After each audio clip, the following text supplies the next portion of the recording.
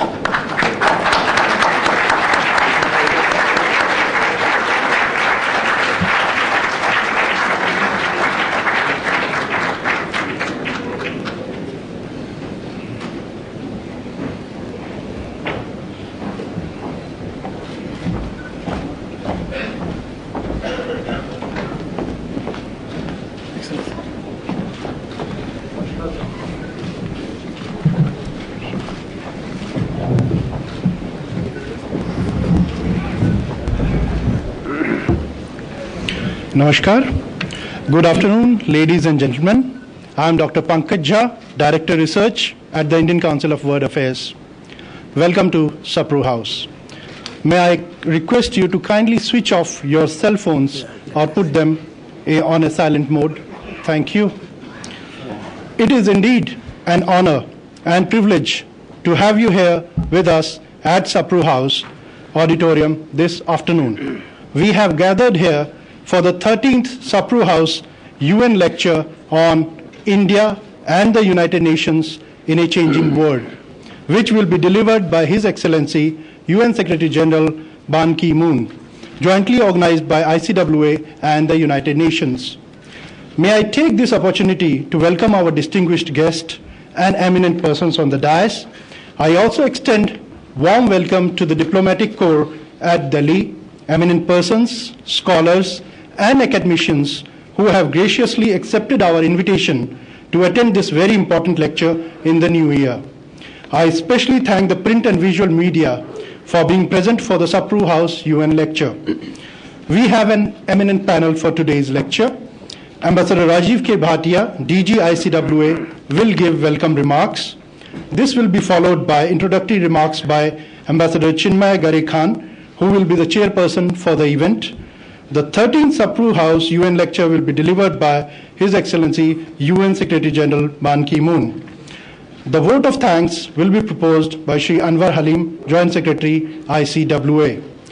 The UN Secretary General has kindly consented to take few questions also during the question answer session. However, given the paucity of time, it was agreed that only a few questions written on a piece of cards will be taken as per the wisdom of the chair. The cards are provided at your seats and there will be people who can collect it from you. May I now request Ambassador Rajiv K. Bhatia, DG ICWA, to welcome the dignitaries with a bouquet of flowers.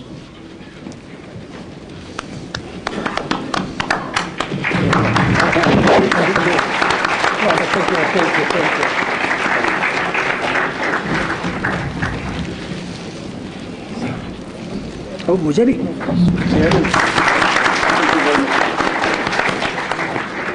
Thank you, sir.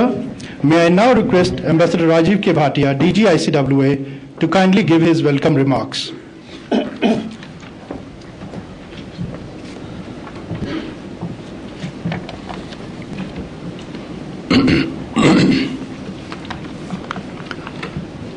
With the permission of the chair, let us now begin the proceedings of this special event.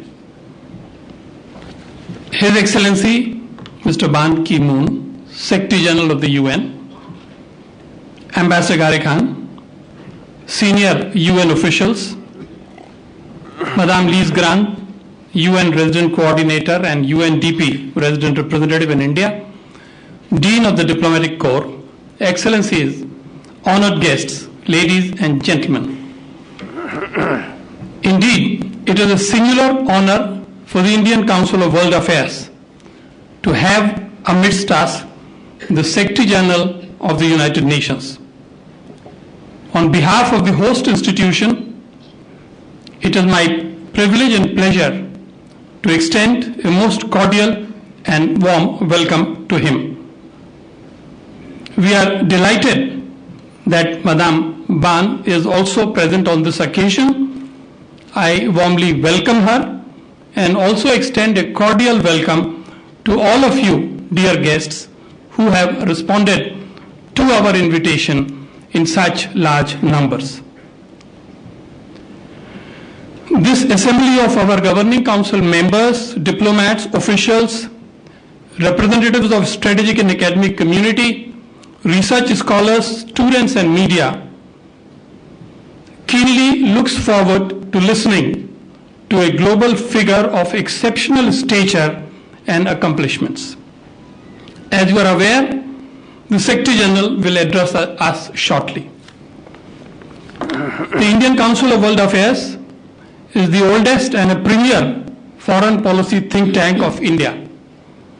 It has been striving ceaselessly since 1943 to conduct and promote the study, policy research, external dialogue, and various kinds of outreach activities focused on interpreting the world to India and India to the world. In our scheme of things, the United Nations enjoys paramount importance given the role it plays in the pursuit of causes central to its raison d'etre. In this context, I am happy to share with you that ICWA has recently become a member of the United Nations Academic Impact, UNAI. For this, we express our appreciation for the cooperation extended by Shri Ramu Damodaran, Chief, United Nations Academic Impact, UN Secretariat. We intend to cooperate closely with UNAI to support the activities of the United Nations in future. We look forward to the world body celebrating the 70 years of its existence and development in the coming months. As Prime Minister Narendra Modi stated last September, the UN has achieved much in the past 7 decades in its mission to end war, prevent conflict, maintain peace, feed the hungry, strive to save our planet, and create opportunities for poor children. Its achievements make the UN an indispensable institution for the world. However, as it reaches the historic milestone of the 70th anniversary, the UN faces a vast array of challenges and opportunities in the present century. These can be addressed better by reinventing and reforming it from its 20th century design. We are deeply interested in learning about the Secretary General's vision of the ongoing transitions and changes in the world, how they will impact on the United Nations, and how the UN plans to cope with them. Our chief guest will deliver the Sapru House UN lecture. He is the 8th Secretary General of the UN, the second from Asia. He has had a distinguished innings in the domain of diplomacy, lasting 37 years with the Ministry of Foreign Affairs of the Republic of Korea. I am very happy to note that this impressive and fruitful innings began here in New Delhi.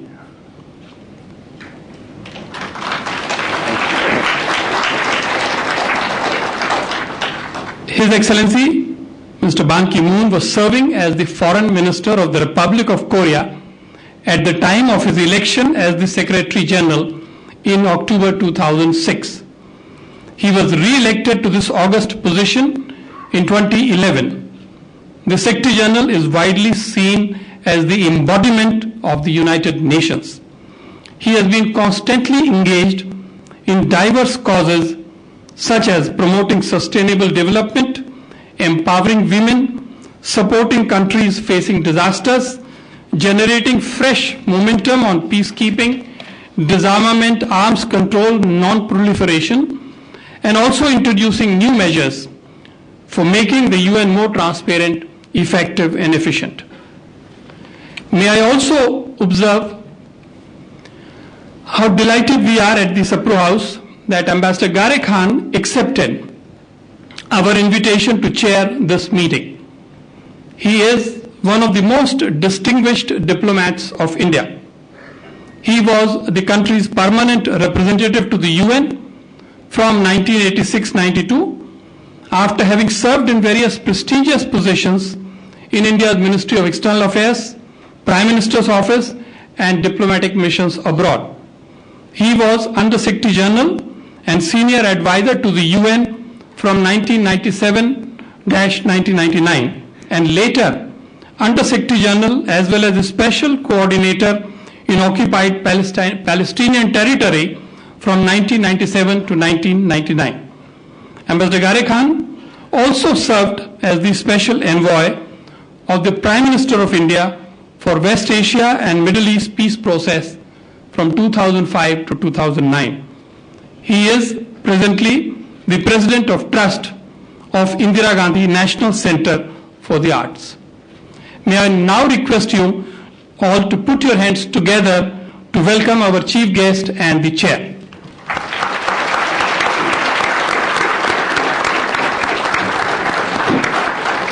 Thank you. I would now request the chair to conduct the proceedings of this meeting. Over to you, sir. Thank you very much. I'll speak from there. As you wish.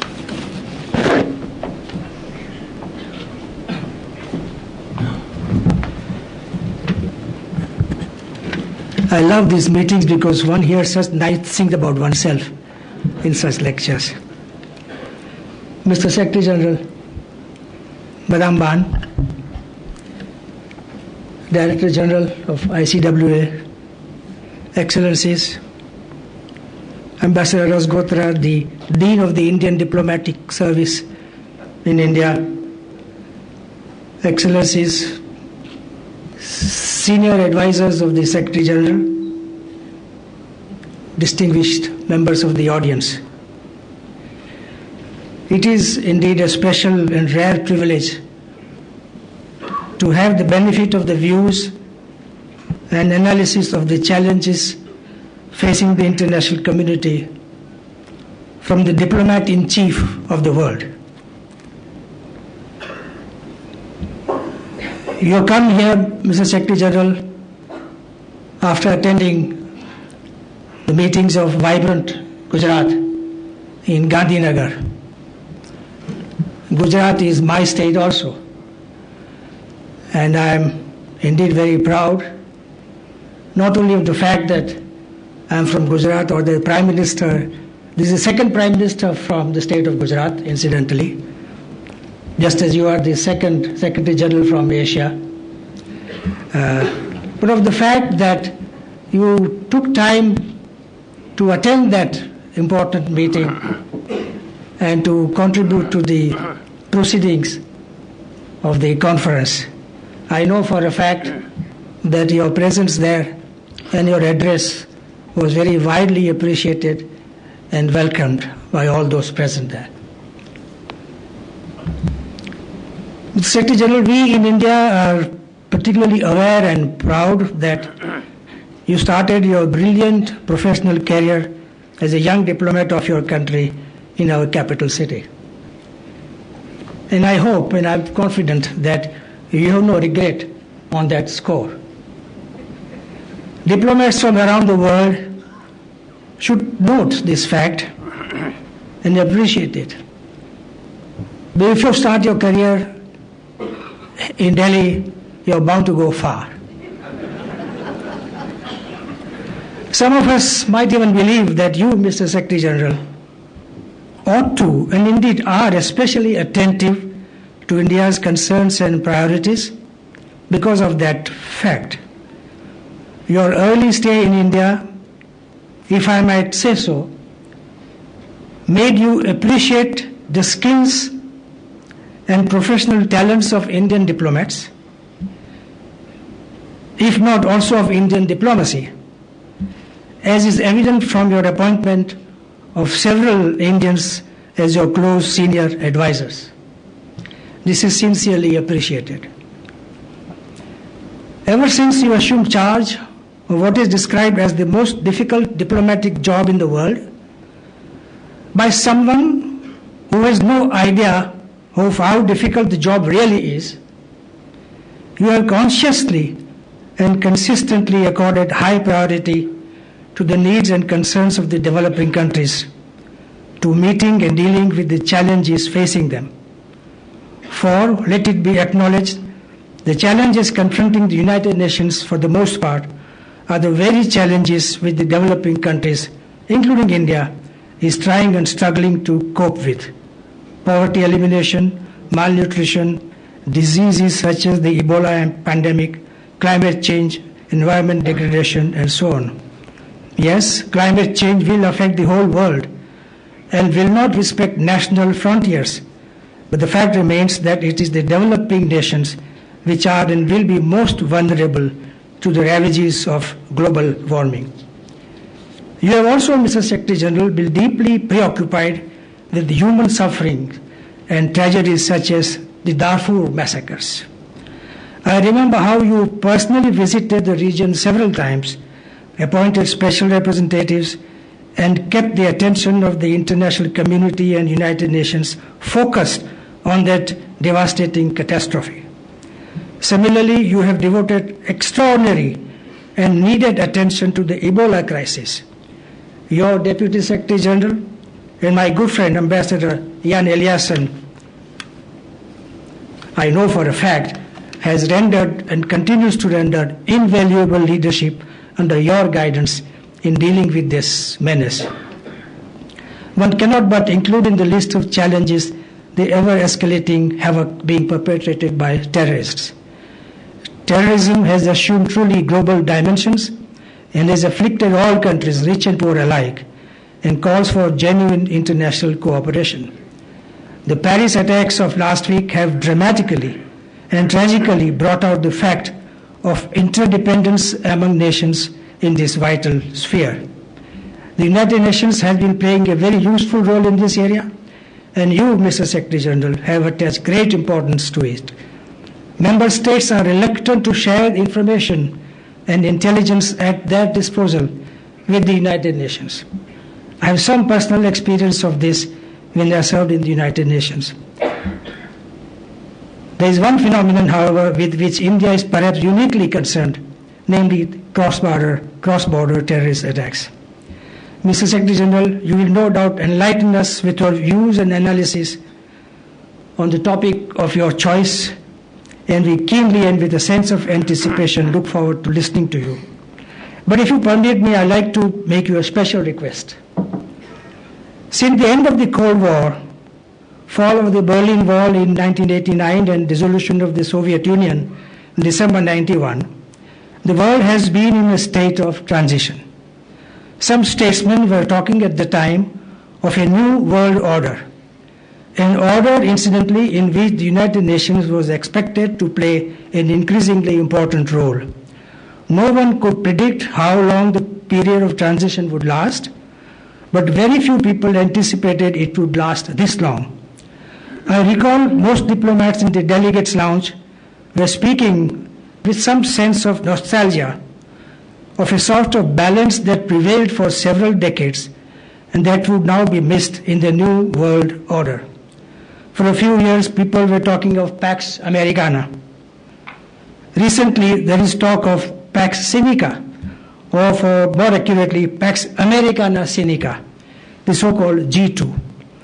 Equally, there is a sense of apprehension as to where the Sino-US competition and what appears to be the onset of another Cold War would lead. For the worst mistake one can make is to be complacent and assume that there will never be another war again. It is difficult to make predictions, especially about the future. But you, Mr. Secretary General, are uniquely placed in your vantage position, your vast experience, your frequent personal interaction with world leaders to look ahead at least a few years, to share with us your sense of where the world is going. Do you expect the world to experience more tension in the years and decades ahead? How long will the vital region of Middle East or West Asia continue to be unstable? Should we expect more conflicts between and within states, Must we abandon all hope for a more cooperative, more collaborative discourse among member states of the United Nations?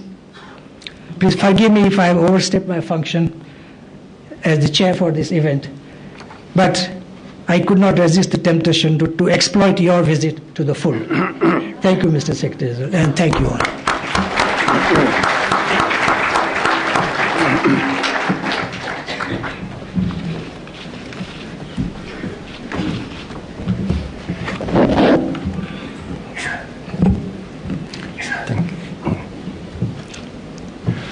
Your Excellency, Ambassador Chinmaya Garekan, Chair of the Indian Council of World Affairs, Your Excellency Ambassador Rajiv Bhatia, Director General of Indian Council on World Affairs, Sri Anwar Halim, Joint Secretary, Sri Ashok Mukherjee, Permanent Representative of India to United Nations, Sri Swarup, Joint Secretary, and distinguished members of the diplomat. Your Excellency, it's a great pleasure. Thank you for your time to participate in this meeting.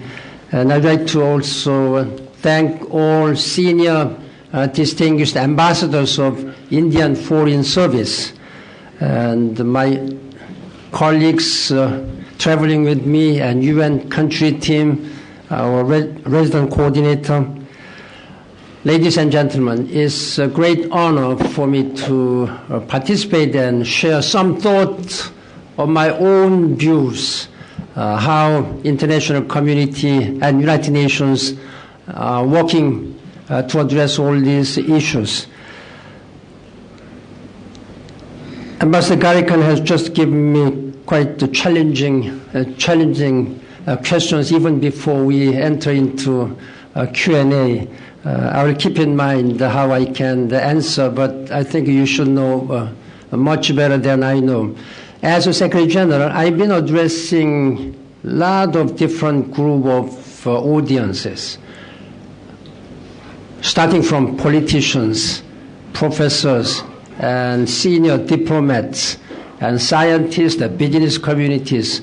One of the difficult audiences is like yourselves, a group of senior diplomatic personalities, because to my mind, there should be nothing which you do not know what I know. That's my problem. If I address some business group of people or some other politicians, then I should say very proudly something which they may not know what I know. But since we have been working in the same profession, but maybe I may be doing a little more than what you are doing, because I'm dealing at this time some current issues, including some future issues too. And I really am happy to be back to New Delhi. Namaste. मैं भारत वापस आके बहुत खुश हूँ. You know, my relationship with India, as Ambassador Bhatia said, I think what I'm here started from here, 43 years ago, 72. Then, since then, I have been visiting India many times. I told them at that time, when I was leaving here, 75, I'm leaving half of my heart. You know, a very famous Frank Sinatra story, I left my heart in New Delhi. Yeah? I'm returning regularly to check whether half of my heart is properly functioning.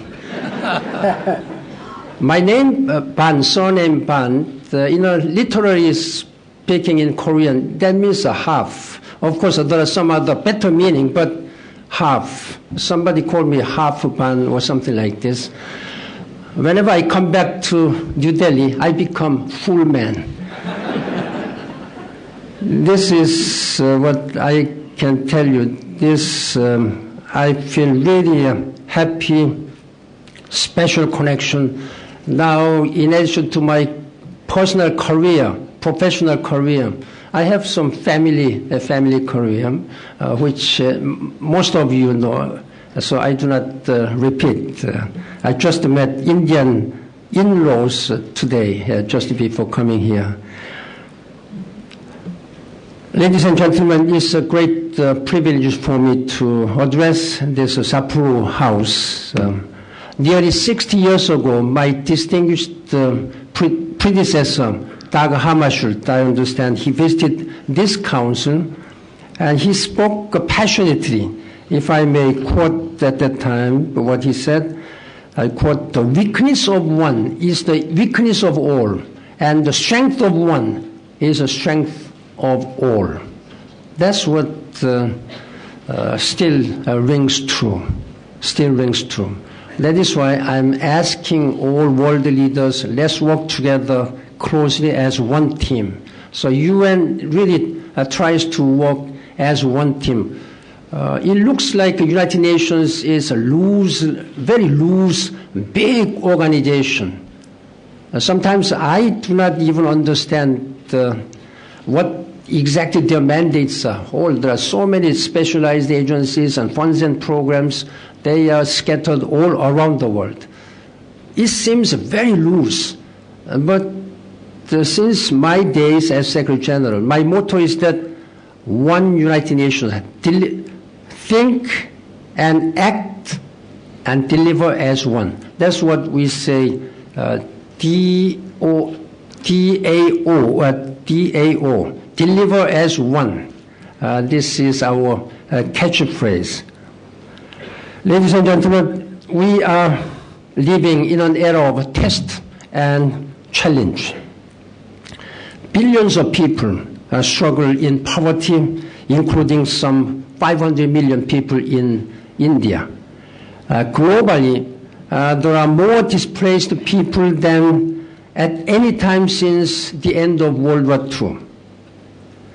Terrorist networks spread fear and instability across continents. We have seen such a terrible things happen in Paris. In terms of number of people killed, I think we have seen so many places. Most recently in Peshawar in Pakistan, 140 school children were killed. But 12 journalists and policemen were killed in Paris. But they were striking at the heart of our freedom, the freedom of expression. That is why millions of people marched together with so many world leaders on Sunday. If not Gujarat, the vibrant Gujarat, I would have been there myself.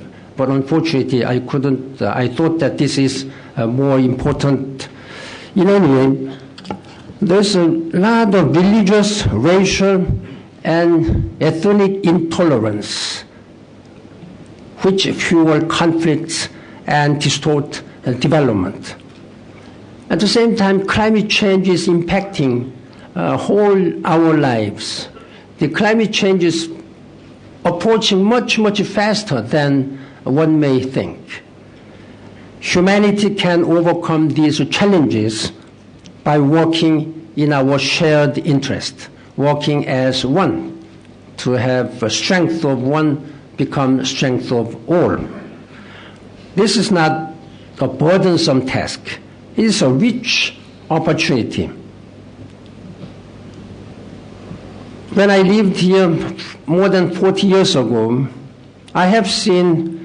since then I have seen India's impressive advances over the decades. I see this country's great global potential. Today, I'll focus on three major roles India can play in addressing all these issues. First, India as a driver for peace in the region and the world. Second, India as a champion of human rights. And third, India as a leader on clean development, clean, sustainable development. Those are three issues which covers all your lives and all the spectrums of our human beings. In this key year for our common future, India has a great role and great deal to contribute and stands to benefit enormously. Excellencies, ladies and gentlemen, let me begin with regional security.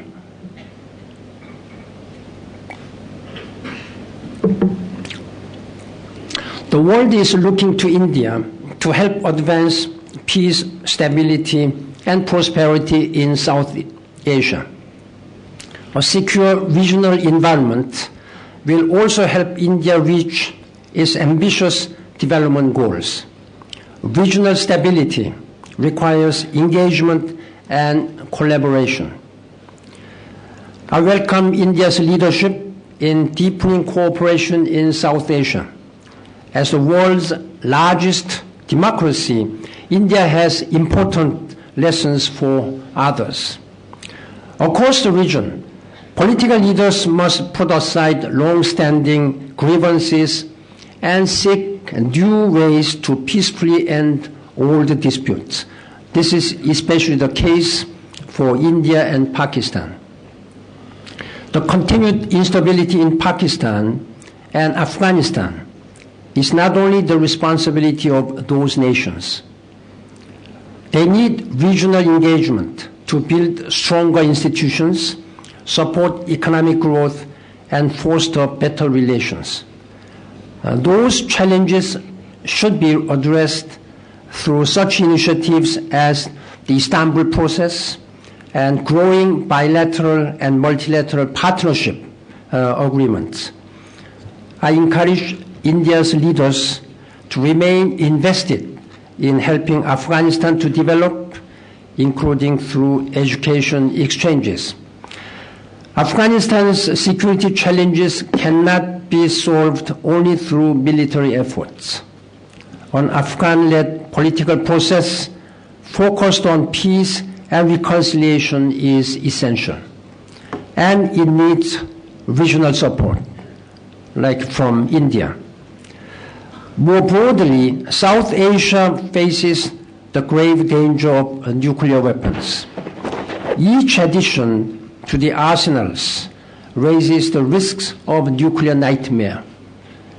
India and Pakistan were among the more than 150 countries that reached this conclusion at 3 conferences on the humanitarian impact of nuclear weapons.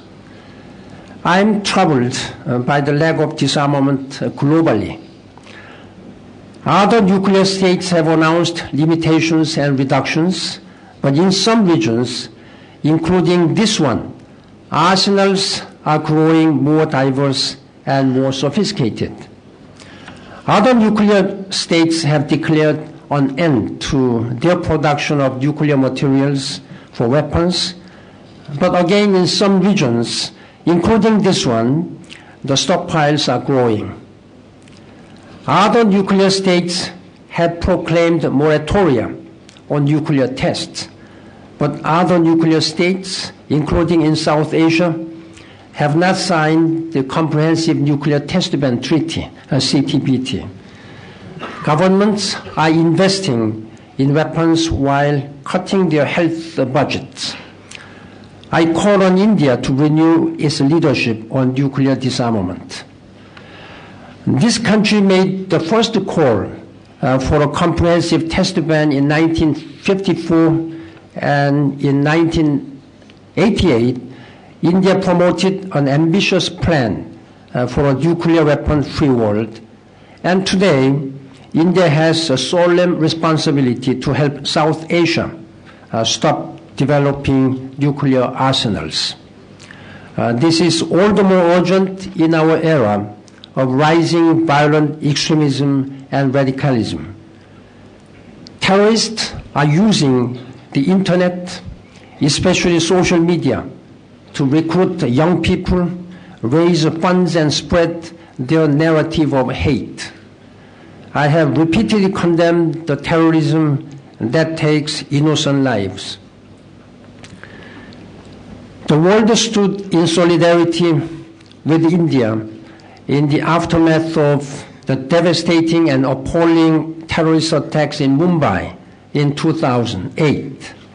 The world was again horrified last month by the savage and cowardly attack on innocent school children and educators in Peshawar.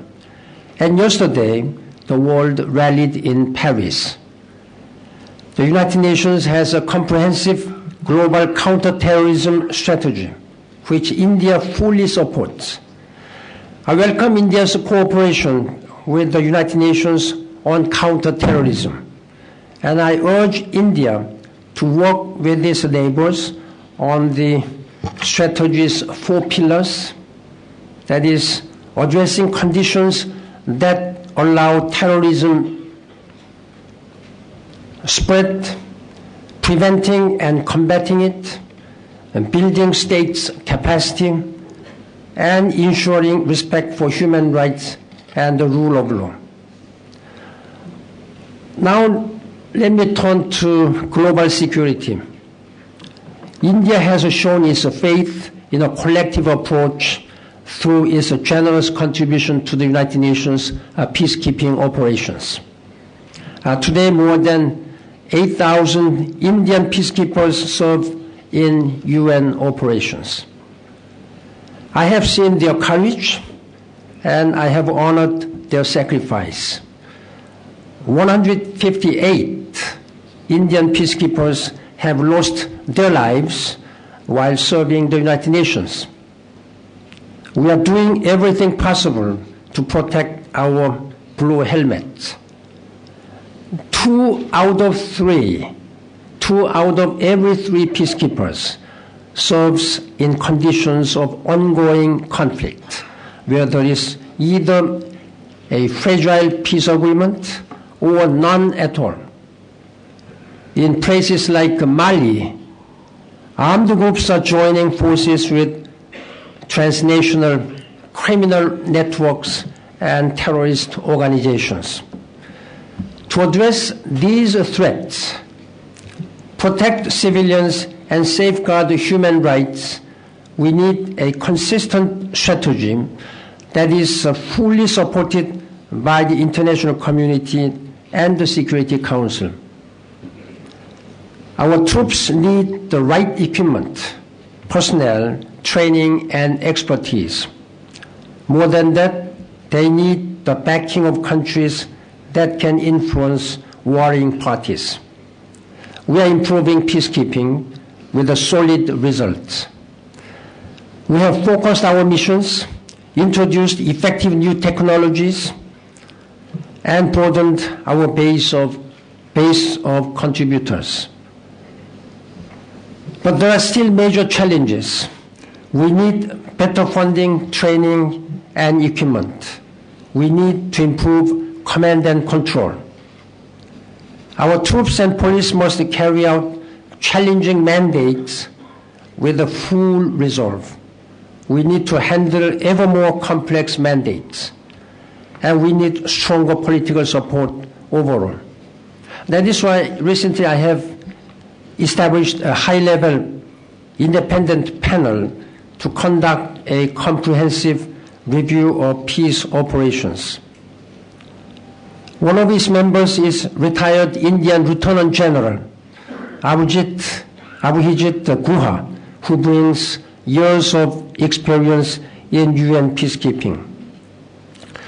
This panel will provide recommendations to help the United Nations with India better serve people in need. Ladies and gentlemen, let me now turn to the second area where India has a key role to play, human rights. Diversity is one of India's most outstanding features. It is home to a mosaic of peoples from different cultures, ethnic groups, religions, and languages. In India and all countries, individuals are born free and equal. Peoples deserve respect, dignity, and security regardless of their ethnicity, religion, sexual orientation, or gender identity. The United Nations defends those rights everywhere, north, south, east, and west. Development models must reach all groups. Inclusive group growth brings shared prosperity. India has already lifted millions of, hundreds of millions of people out of poverty, and it can bring the benefits of inclusive growth to millions more. Yesterday, I visited Mahatma Gandhi's Sabarmati Ashram in Gujarat. I was deeply moved by how they are conserving and teaching Gandhi's preserving Gandhi's letters and other precious artifacts. And I reflected on our collective responsibility to conserve the spirit of Gandhi's teachings. He confronted many forms of injustice, including against people who were then called untouchables. His struggle led to the historic resolution banning discrimination based on caste. Today, India has laws that not only enshrine equality but also positive steps to address past discrimination. But millions of Dalits, tribals, and others still face discrimination, especially the women and girls. In too many communities, religious minorities also suffer. We must continue Gandhi's battle for equality. As a young diplomat, I have been visiting Rajghat many times. Whenever VIPs came, I escorted to them. And as a Secretary General, as a Foreign Minister, I paid my own tribute. Then I really tried to practice, and like most, these seven social sins, what Gandhi said.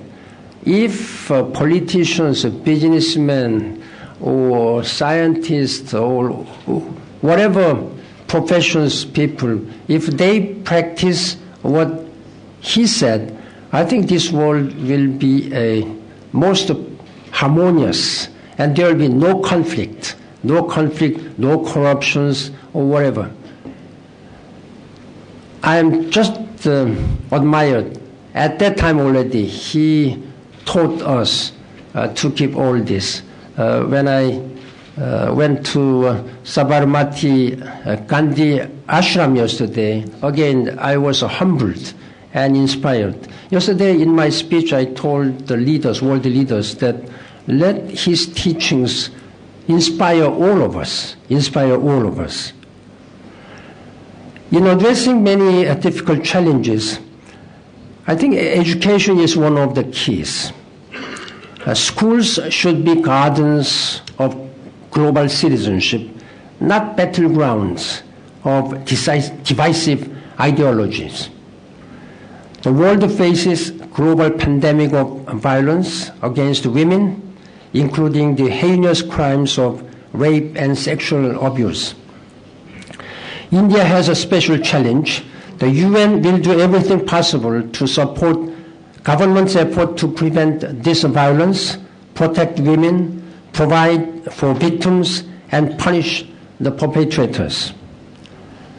I started a global campaign called He for She campaign to change mindset and mobilize men for together equality, men for gender equality. I thank Prime Minister Modi for his support. No country can advance as long as its women are held back. I have been saying that while in our world we use a lot of different resources, technologies, but least utilized resource in our human lives is women. The half more than half of global population are women, then it is only natural that if we cannot give more, then at least they should be given equal treatment, equal status. That is why, as a Secretary General, I have been promoting this gender equality, gender empowerment. I try to lead by example so that other world leaders and business leaders could emulate the United Nations example. I'm proud to tell you that United Nations has changed a lot since I became Secretary General. And Lakshmi Puri, she is now deputy head of this UN Women. And it was I who established this UN Women. There was some fractured department or offices, small or big. I just combined all of them together, establishing one big, huge department. I need the Indian government strong support for this UN Women. And I approached the many civil society groups across India that work often without resources or recognition to empower women and minority groups. 2 years ago, Justice Verma delivered valuable recommendations to end violence against women in India. I count on the government to act on them. India has long displayed a commitment to gender equality. The world can thank a daughter of India, Dr. Hansa Mehta, for replacing the phrase in the Universal Declaration of Human Rights. It said, all men are born free and equal. Now it's changed, all human beings are born free and equal in the Universal Declaration of Human Rights. How appropriate, how fitting it is.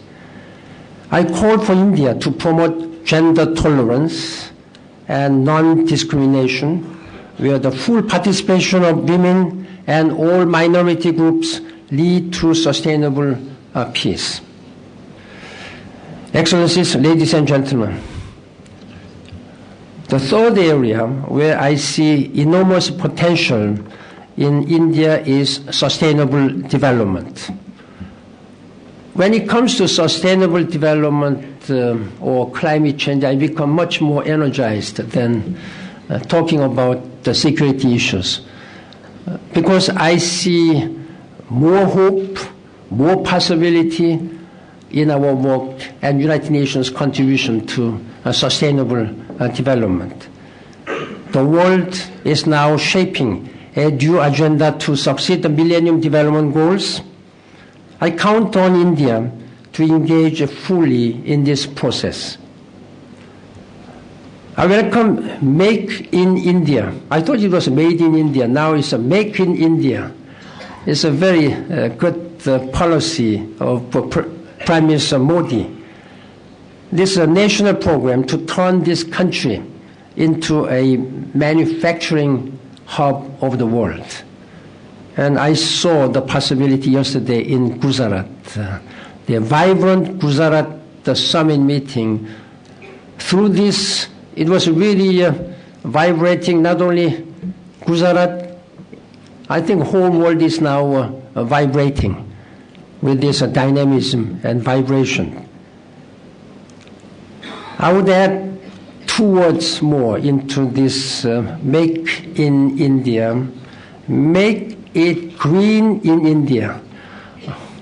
What about it? Make it green in India.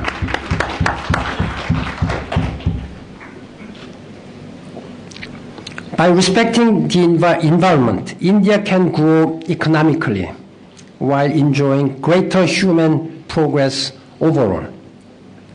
Prime Minister Modi rightly gives priority to creating smart cities, 100 smart cities, and boosting energy security. These are also central to international action on climate change.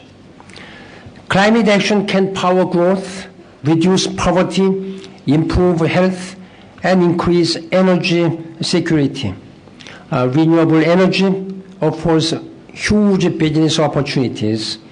I saw this yesterday at the Canal Top solar power plant in Gujarat. Energy efficiency reduces emissions and pollution while increasing productivity. This year, the world must seize the chance to achieve a meaningful global agreement at the Paris Climate Conference. That agreement can trigger large investment flows, spark innovation, and push low-carbon technologies into global markets. India can be a major part of this new flow of goods and resources. Ladies and gentlemen, India has grown remarkable global leadership from Gandhi's time until today. I applaud India for its commitment to the United Nations. India is ranked at the top of our troop contributing countries, our corporate global compact members, our contributors to the UN Democracy Fund, and many other UN initiatives. At the same time, the challenges here mirror our global challenges: poverty, gender inequality, discrimination, environmental degradation, extremism, and other security threats. The United Nations is mobilizing the countries to rise to these challenges in this, our 70th anniversary year. 2015 is a time for global action. If we rise to the moment, we can address suffering that has engulfed our planet for too long. We can reach out to youth and raise a new generation of global citizens, especially in India, which has the most young people of any country in the world. We can grasp a new future of dignity and security for all. The great poet Rabindranath Tagore called on people to transcend their differences. He said, I quote, "Let us announce to the world that the light of the morning has come, not for entrenching ourselves behind the barriers, but for meeting in mutual understanding and trust on the common field of cooperation." End of quote.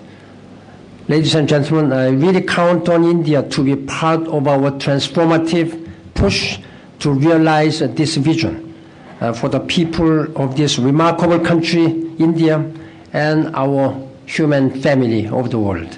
And I thank you for your attention. Thank you very much. Dhanyavad.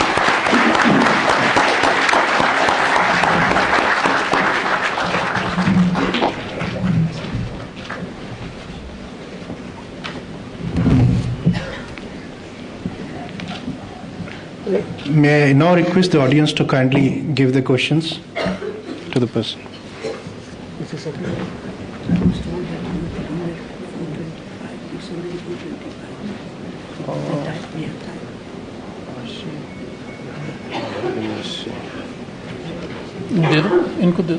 Yeah, I have to go to UN House for our meeting with them. Maybe I will have one or two. 3 questions. Yeah, I have 4:40. I have to transport it. I have a time for 4:40. 4:40 you have to do that. Yeah. So we have 15 minutes. Yeah. Right. Yeah, I think 4:40. Yes. Well, happily for us, the Secretary General has a few minutes which he can share with us and answer a few questions. I have received a number of questions, in fact.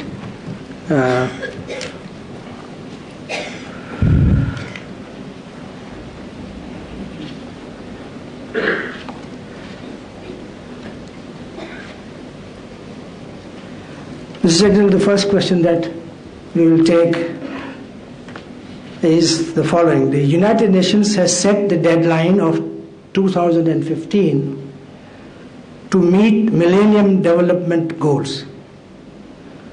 What do you feel are the biggest challenges to meet this deadline, and how optimistic are you that at least some of these goals will be met by the deadline? Okay. Just one by one? Yeah. Why don't you like to? Yeah. This is a very, very practical question. Deadline also falls, of course, falls on December 31st. We've been working during the last 14 years. But I have to admit that we may not be able to meet all the 8 goals which have been promised by the world leaders in 2000. But it's also true that through these Millennium Development Goals, we have been able to meet the first goal, to reduce the abject poverty by half by 2015. That has already been achieved by 2010. According to World Bank, we reduced the half of the poor people from this earth.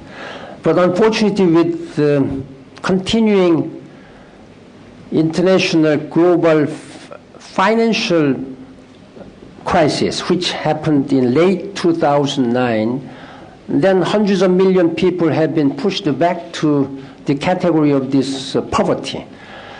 Then we have to address this issue. Then we have addressed all these diseases.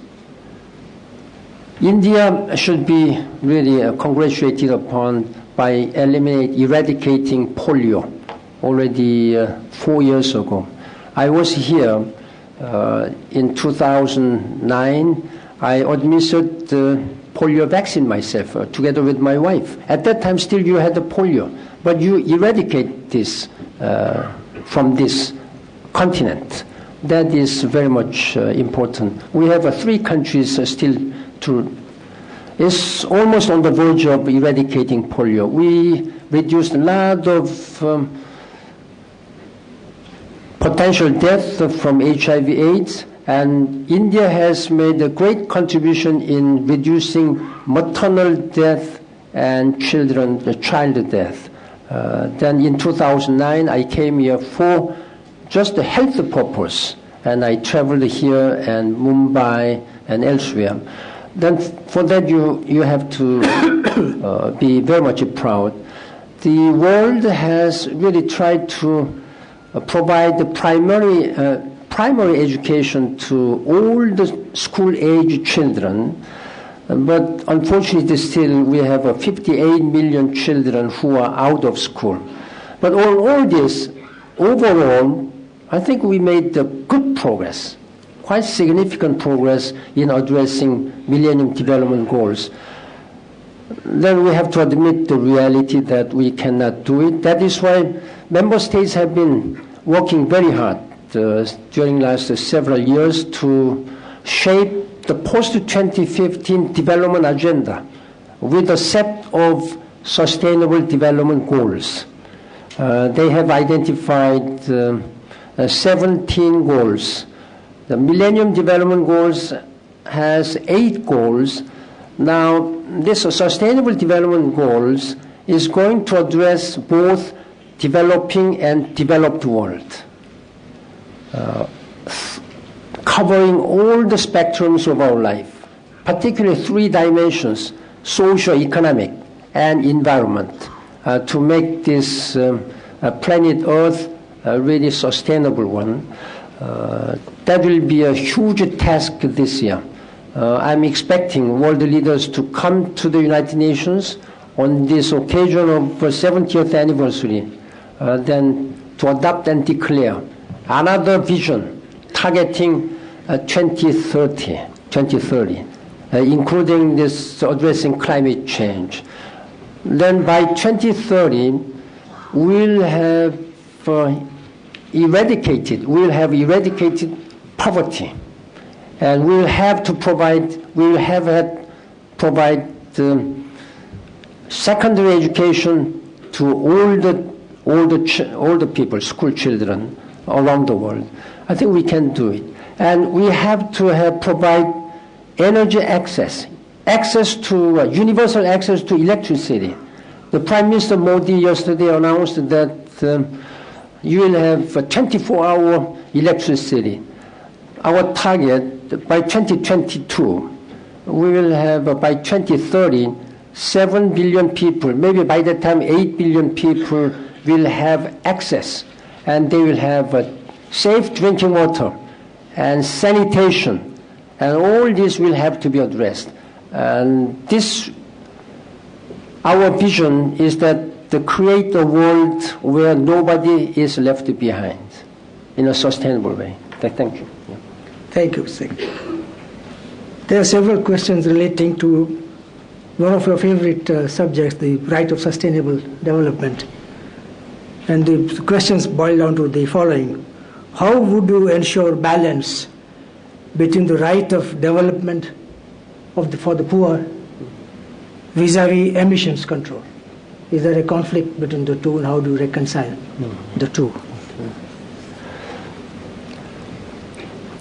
This is part of sustainable development. Addressing this, making this world environmentally sustainable is a hugely important part of this sustainability, global sustainability. Of course, countries' capacity are all different. Even today's meeting with the foreign minister, I asked India to take a leadership role. I know that India has a lot of problems in the greenhouse gas emissions. You still have to depend on fossil fuels, but at the same time you have innovative technologies, and you have a hugely well-educated human resources, while you have to address at least 300, 400 million poor people. Therefore, how to balance development and addressing this environment issue is a huge problem. There is a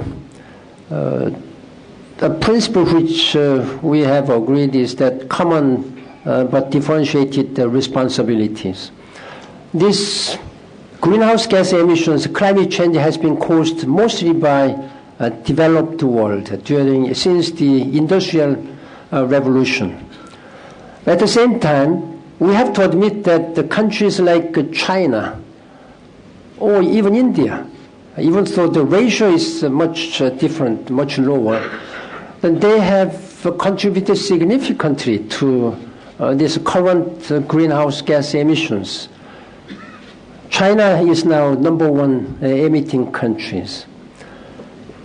Therefore, how to balance this is a very delicate, politically sensitive, and economically, again, very sensitive one.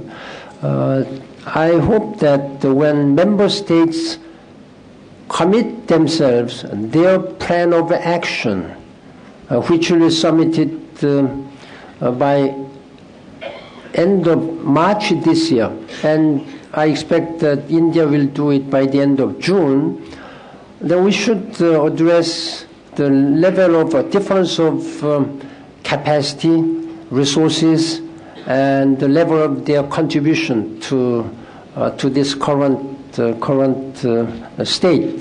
I hope that negotiators will address all these issues in a comprehensive way, in a balancing and equitable way. Yeah. Here is a question which might interest you, and I'm sure will be of interest to some people in the audience. What do you think the United Nations can do to help strengthen efforts to save wildlife and promote respect for non-human species?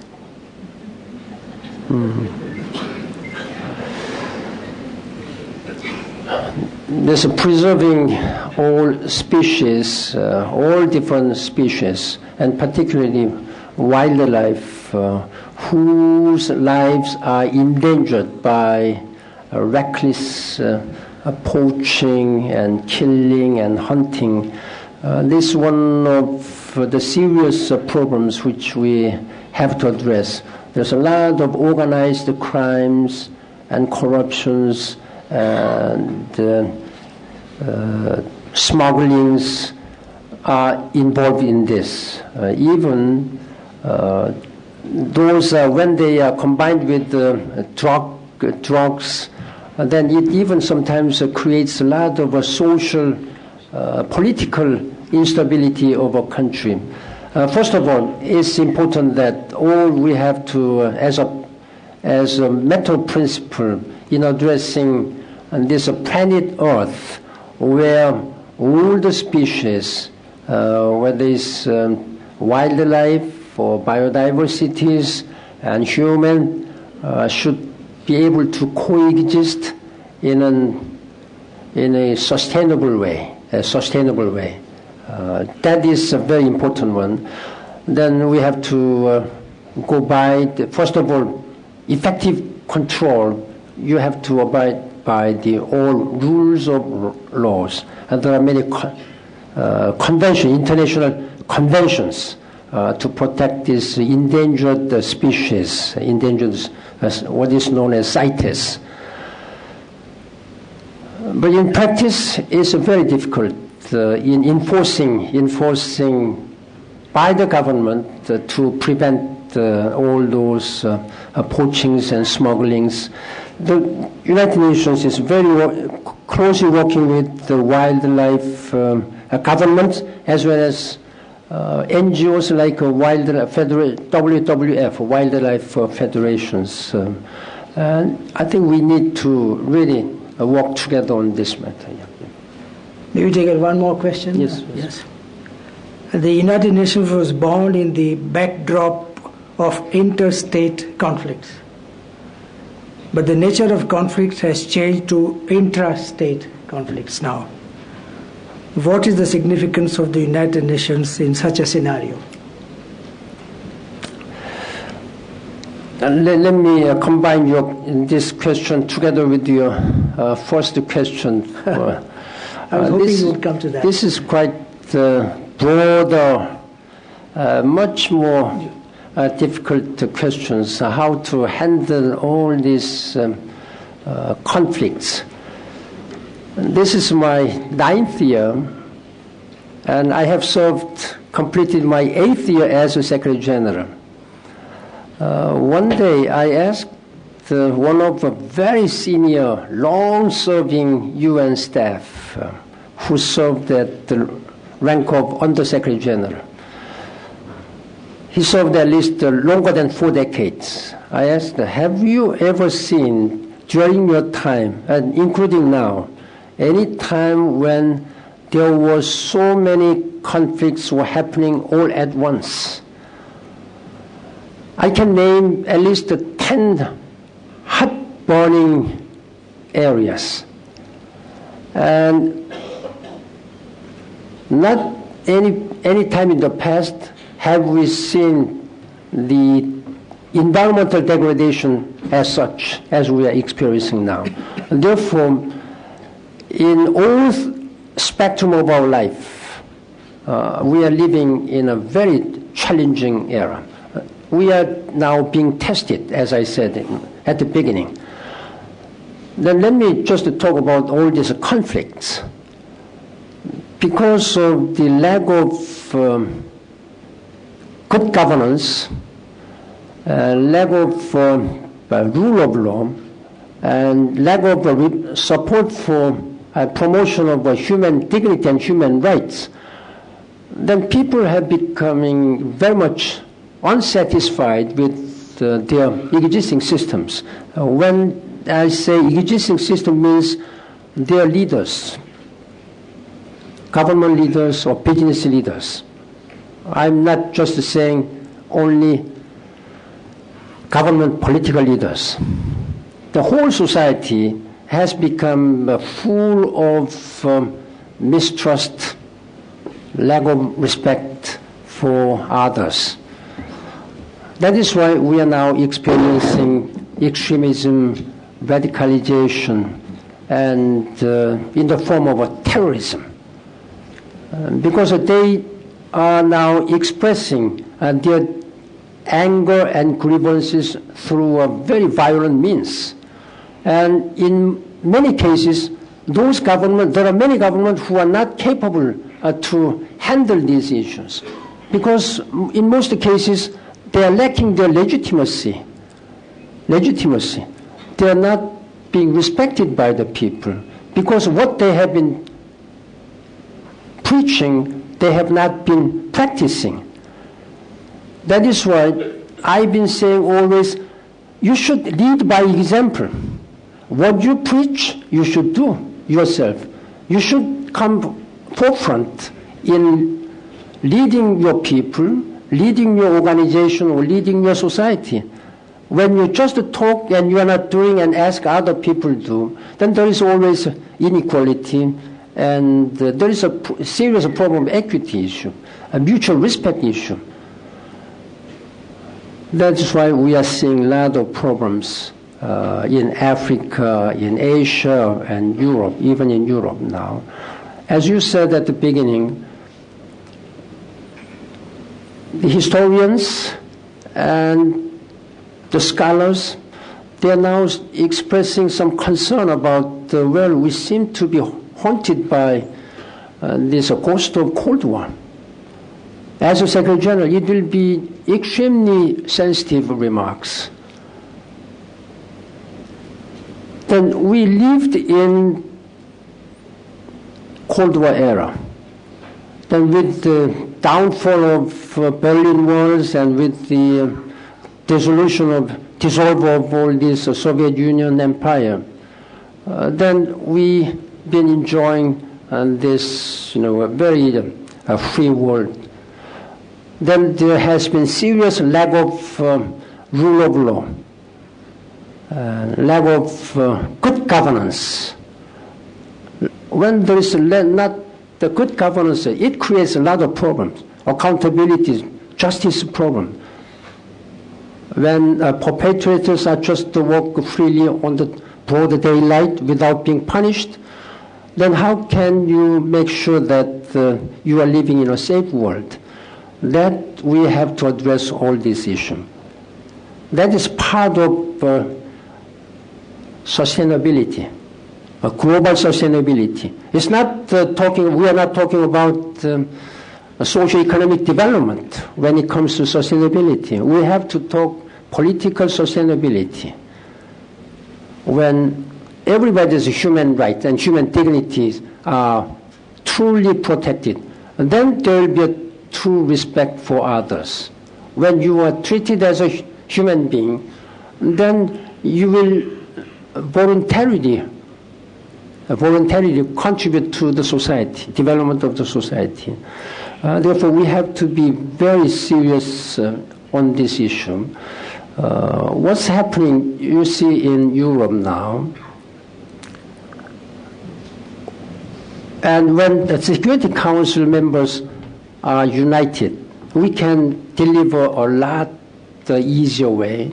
When the member states, particularly in Security Council, are not united, it's very much difficult to deliver. We have been very successful in delivering the promise to eliminate the Syrian chemical weapons. But when it comes to political issues, we have not been able to resolve this Syrian crisis. We have not been able to resolve this Ukrainian situation at this time. Then people are watching. Then when leaders are not practicing themselves, lead by example, then people are watching and they will not follow. And that's what we are seeing, many conflicts in Africa. And that is really troubling me as a Secretary General. Of course, there is a high expectation on the United Nations. Why United Nations is not being able to address all these issues? I'm humbled always by this kind of expectation as well as sometimes a criticism. But there is not a single country, not a single organization which can address this alone. That's why from the beginning, when the strength of one can become a strength of all, and weakness of one can be weakness of all. Now, we should overcome this weakness of all. We have to change this strength of all. And I really count on all the member states, on all the people, not only political leaders, even just the private citizens. They have to be united for this a better world. We have to make this world better for everybody, where nobody is being left behind, where nobody's human rights is abused. That's the priority goal of the United Nations. I'm just asking and urging world leaders to unite and to understand the seriousness and urgency of this crisis at this time. I thank you very much. Thank you.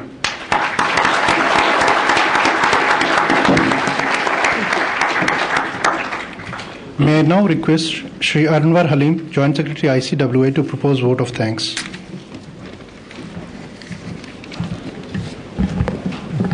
Excellencies, esteemed guests and colleagues, it is indeed an honor for ICWA that His Excellency, Secretary General, United Nations, Mr. Ban Ki-moon has agreed and delivered the 13th Sapru House United Nations lectures on a theme which is very close to us.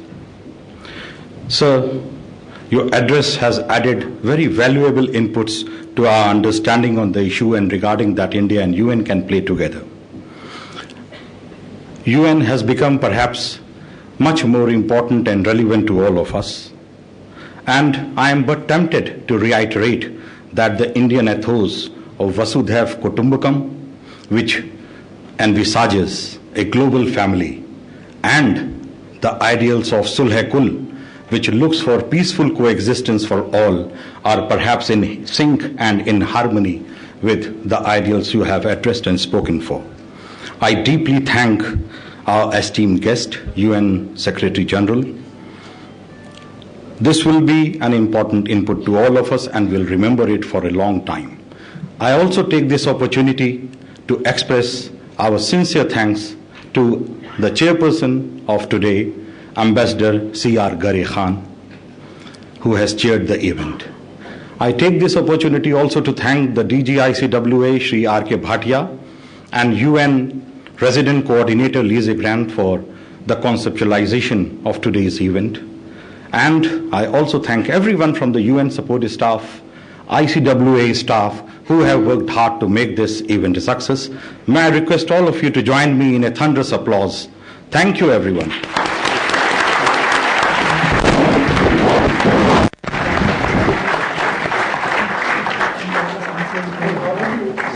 Avoid inconvenience to our guests and audience. May I request the audience at the back to use gates 2 and 3, while those at the front may use exit gate 1. On behalf of ICWA, I welcome you all for a high tea which has been arranged downstairs at the ICWA lounge. Thank you all.